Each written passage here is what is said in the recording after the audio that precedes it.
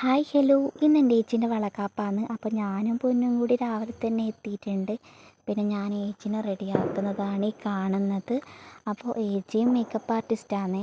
പിന്നെ ഇതൊക്കെ എൻ്റെ ഫാമിലീസും നാട്ടുകാരൊക്കെയാണ്. അപ്പോൾ വളകാപ്പ് ചടങ്ങ് തുടങ്ങിയിട്ടുണ്ട്.